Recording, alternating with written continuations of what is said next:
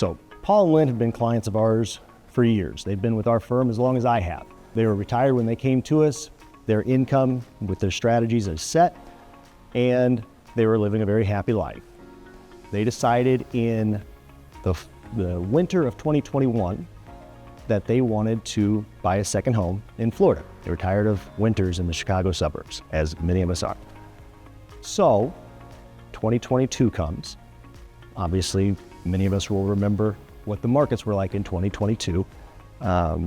This was when they were house hunting in Florida.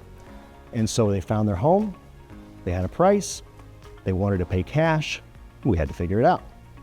We were able to use a lot of the assets from some of their portfolios with us, which had substantial gains, as well as some assets that they held outside of us that had substantial losses.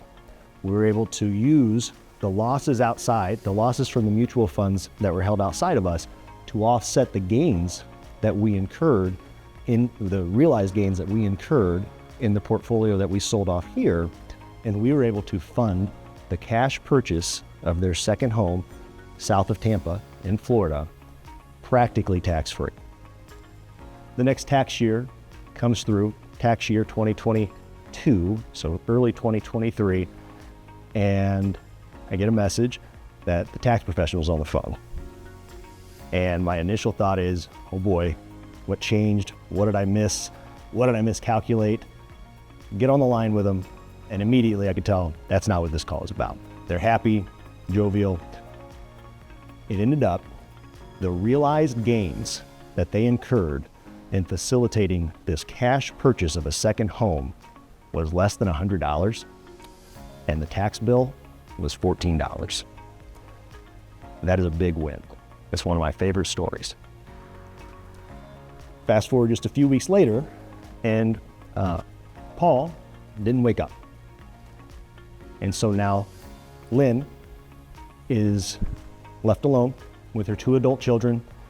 There's 2 houses on, different sides of the country, and she doesn't know what to do.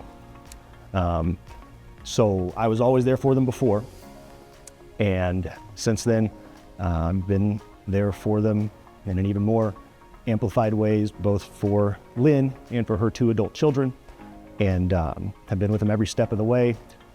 So she did not need a home that was 2,000 miles away from the rest of her family, from her 2 adult children.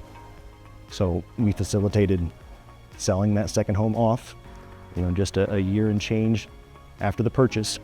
And we've folded the proceeds from that back into her portfolio.